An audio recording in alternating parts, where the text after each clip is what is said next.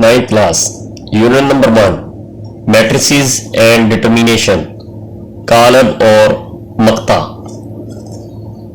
इस तरह ब्रैकेट्स में अगर रकमों को लिख दिया जाए, जैसा कि इधर 0 हो, इधर 4 हो, तो ये 0 और 4 एक कतार है ब्रैकेट में इस तरह लिखी हुई, यानी कि रो है। और अगर इधर 3 और 7 लिखा हुआ है तो ये भी एक कतार है ब्रैकेट के अंदर। 0 और 4 को पढ़ना रो या कतार कहलाता है, 3 और 7 को पढ़ना भी रो और कतार कहलाता है। जबकि इसके बरक्स नीचे की तरफ ऐसे 0 और 3 या 4 और 7 को पढ़ना कॉलम कहलाता है।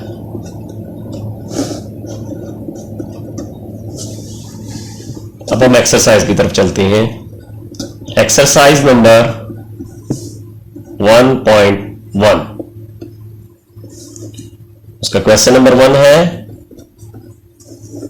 Find the order.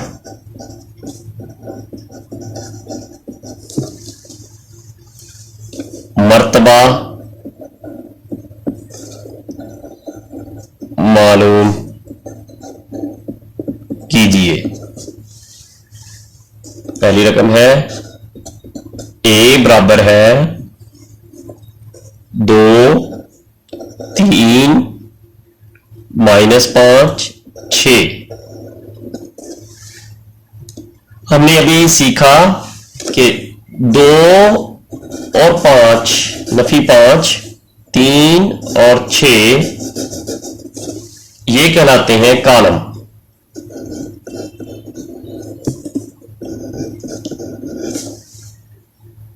जबकि 2, 3 नफी 5, 6 ये कहलाती हैं कतार।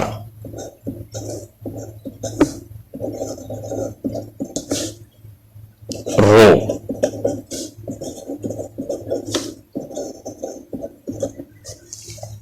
कॉलम को हम इंग्लिश में भी कॉलम कहते हैं।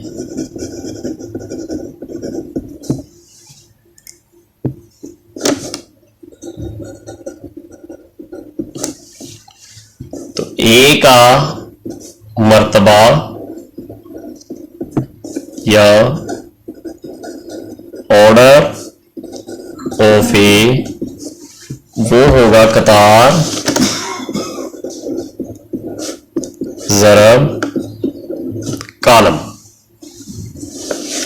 कतारें कितनी हैं? 2, कॉलम भी 2 है, तो ये आ जाएगा 2/2।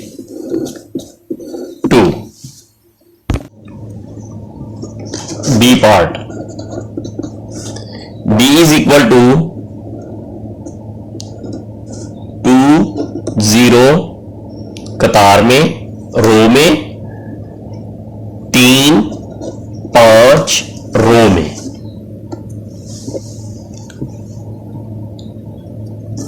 दो और 3 कॉलम है, 0 और 5 भी कॉलम है,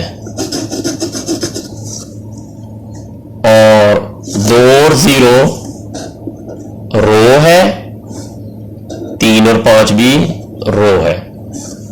2 और 3 कॉलम, 0 और 5 भी कॉलम। तो order of B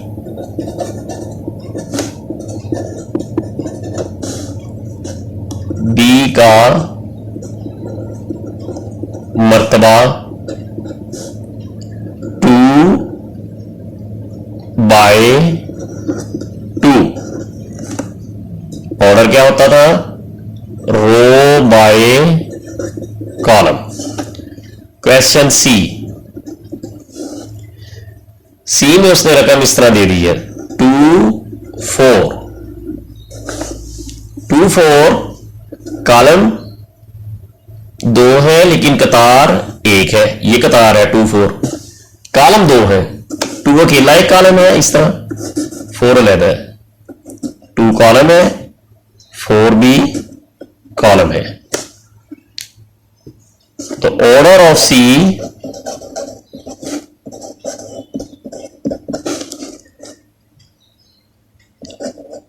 row by column, C का मर्तबा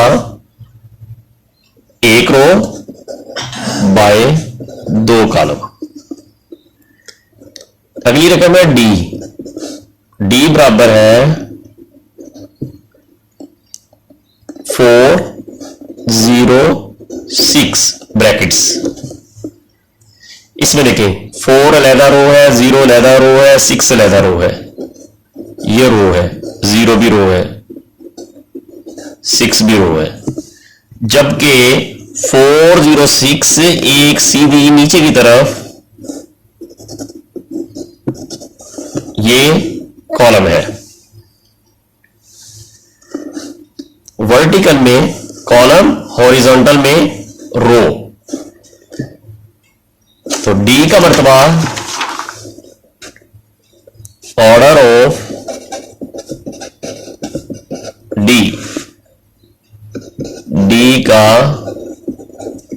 मर्तबा, मर्तबा कैसे लिखते थे? Row by column. Row 3, 1 2 3, column एक ही 1। E part.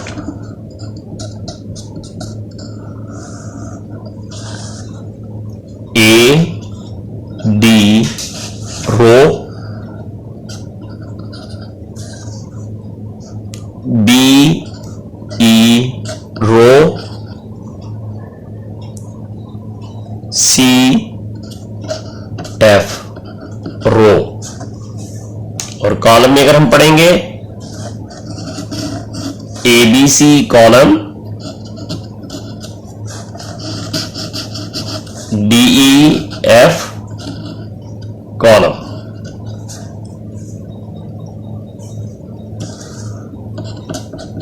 ई का मर्तबा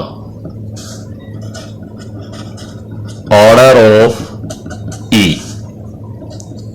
मर्तबा हम लिखते थे रो बाय कॉलम। तो रो कितनी थी? 3, कॉलम 2। तो 3/2 इसका ई का मर्तबा आ गया। एफ इज इक्वल टू, उसने रकम दी है अकेला 2।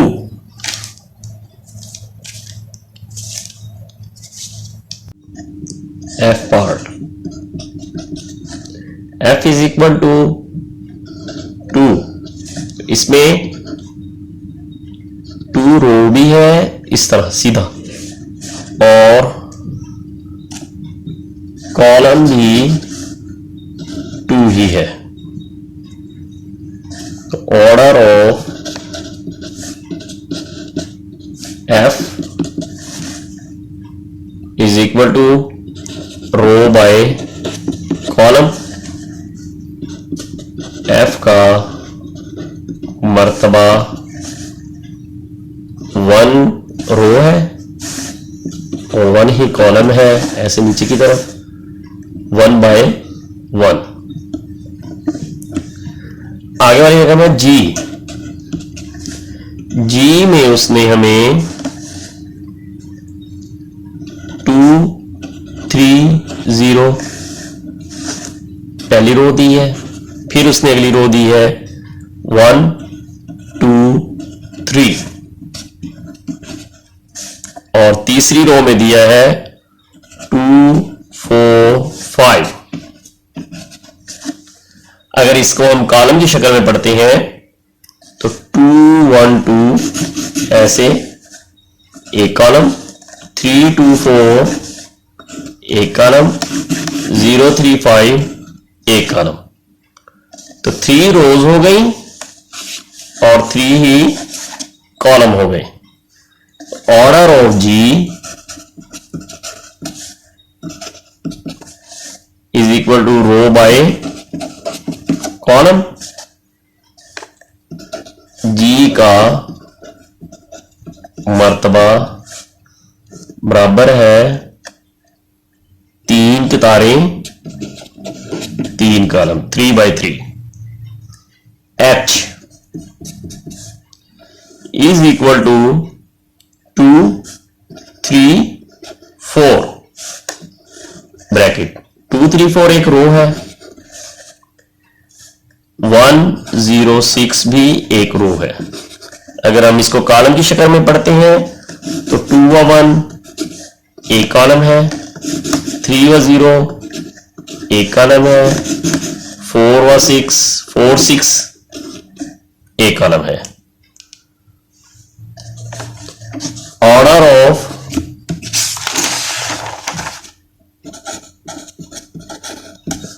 H is equal to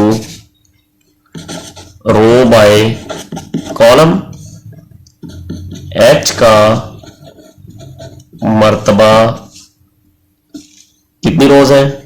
2 2 column कितने हैं? 3। क्वेश्चन नंबर 2 में उसने हमें पूछा है which of the following matrices are equal.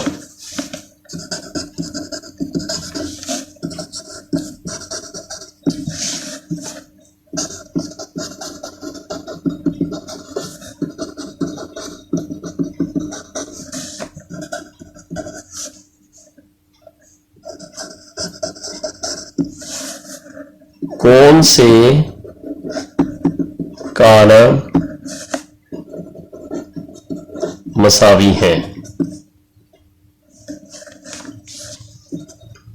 नीचे दिए गए कौन से कॉलमों में से मसावी कॉलम है, ये हमने बताने हैं। तो पहली रकम है a बराबर है 3, a बराबर है 3, वो c की कीमत के बराबर आ रहा है। c में है कीमत उसने दी हुई है 5 - 2। जब 5 को हम -2 करेंगे तो वो c आ जाएगा। देखिए 5 - 2 3, तो a बराबर आ गया c के। So a is equal to c, a बराबर है c के। बस इस तरह b की कीमत जो है वो दी हुई है 3 5 और i की कीमत दी हुई है 3 3 जमा 2, 3 3 के बराबर आ गया, 5 की जगह 3 जमा 2 आ गया। तो so b is equal to i plus di के बराबर आ गया। e की कीमत उसने दी हुई है हमें